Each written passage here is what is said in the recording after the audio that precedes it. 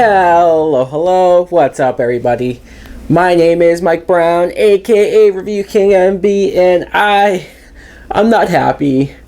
I'm not happy because, well, I'm continuing my 31 days of horror movie reviews, and I'm not upset about that. No, I've enjoyed doing this. I'm having fun doing this. But when you watch a movie that should have been better, after the success and positive reviews from Fright Night, the original, 3 years later we got Fright Night Part 2.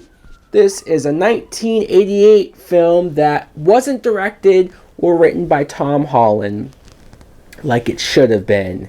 No, he was busy doing Chucky, Child's Play. So instead we got Tommy Lee Wallace, who had a part in writing it, but he's the director.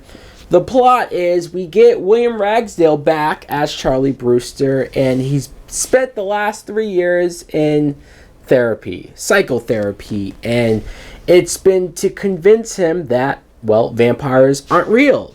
That everything that he experienced, everything that he and Peter Vincent and Amy and everybody involved in that story, it was a mass hypnosis.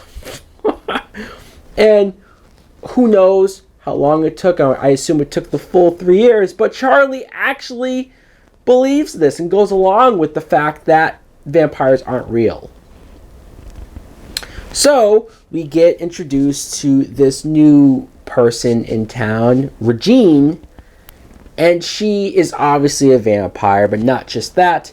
She is Jerry's sister, Chris Sarandon from the first movie, and she's here because she wants revenge, and she goes after Charlie. Now, what I thought of this movie is pretty obvious. You can tell what I think of this movie. This movie sucks. It does suck. This is my second time watching this. The first time I saw it, at least I remember just being disappointed and just saying like, that wasn't good. But I still have the first movie. Watching it now again for this review, it was so dull. It was so boring. It was so underwhelming. None of these characters are really likable. None of this plot is interesting, and you really give a shit about anything going on. It's just, the first movie is so good. It's too good. It didn't even need to be that good, and it was great. And then this follow-up, I don't know what's worse, that the fact that somebody decided that it would be interesting to have Charlie, our main character, our likable character from the first movie, the only one who had the guts and the bravery to go up against Jerry and try to stop him. He now is going to go along with this therapist and just believe that vampires aren't real. Why? Why? There's no reason for this. Why would it have been so hard just to have him still believe? And, I mean, you can have other people or him have new friends that aren't going to believe him, and they'll find out in this movie that he's telling the truth. But I don't understand the whole him not believing. Because he's like that for the first maybe 10, 15 minutes, and then it kind of goes back to, oh, crap, vampires are here. I have to get Peter Vincent. It's like, well, what was the point of him not believing anymore? It really was just tacked on here. It's probably has something to do with the fact that there was 3 writers for this movie. 3 writers. The first movie was just Tom Holland, all on his own, writing, directing. But this movie needed 3 people to try to figure out a plot, to try to make this make sense, and they all failed equally. So you get Charlie, and like I said, he's not as likable, not just because of this whole I'm not going to believe in vampires anymore thing, but he has a new girlfriend. I don't know what the hell happened to Amy. The actress, I guess, was too busy with Married with Children. But he has a new girlfriend, Alex, who's played by Tracy Lind. And you know what? Even though I like the Amy character more, I don't mind Alex. She's a fine character. The actress is very pretty, and she again, I understand her because Charlie's kind of a dick here, a lot more of a dick than he was to Amy, where he's not really there emotionally. He's constantly like, oh yeah, we're gonna go out to this date, or we're gonna go out to this thing, and he constantly leaves her hanging. And I know sometimes it's because he's he's thinking about this vampire, or he's going to go after this vampire, but he's a little too quick to want to cheat on her with the vampire, right? The vampire is Regine, like I said. She's played by Julie Carmen, and look, this actress, she's beautiful. She is. You almost can't blame Charlie for having the eyes for her and looking at her the way that he does. But again, it's a little too quick. It's a little too much. I know vampires can hypnotize you, but not this quick. They have to work a little harder to actually get your gaze onto them. And Charlie's just instantly, automatically attracted to him. Okay, fine. He's a young kid in college, fine, but I'm not going to believe as much or buy his relationship with Alex if he's that quick to veer off and do what he does. Now, Regine, her plot is kind of interesting because, like I said, she's the sister of Jerry. If you're going to do a sequel to Fright Night, you don't need it, but if you're going to do it, I like the idea that Jerry has some type of connection to somebody else, to where once they find out he died, well, they're going to come and get revenge for him. Like, it makes sense. It does. And I even like the fact that now it's a female villain. That works until, if she wants to come back here to get revenge and kill Charlie, what the hell are we doing for an hour and a half of her slowly seducing him, biting his neck with him thinking it's a dream, but she's like slowly trying to turn him into a vampire. She's slowly trying to make his life a living hell. Like, I get it. There's the moment where she says, I want to turn you into a vampire so that you can be alive forever and so that I can torture you forever. Okay, there's something creepy about that, but it's just not executed well. She spends this whole movie making it seem like she's in love with the guy or attracted to him or wants to fuck him more so than torture him. This plot doesn't make sense.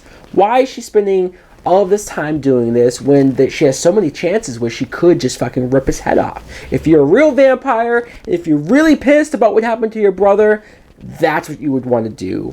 You wouldn't play these games. You wouldn't mess around with somebody who was good enough to kill your brother. It's all very stupid. She has her own gang of creatures. There's a vampire on roller skates. And not only, if that's not worse enough, because it's goofy, it's as goofy as it sounds. One scene where the vampire, and I say the vampire because I honestly can't tell if it's a guy or a girl. It looks like a dude, but it has long hair and makeup, and it looks, I don't know what's going on here. But he's running around in roller skates, and there's fog behind it, and it comes down the halls and bites somebody. That's so random and weird. There is a werewolf played by John Grise.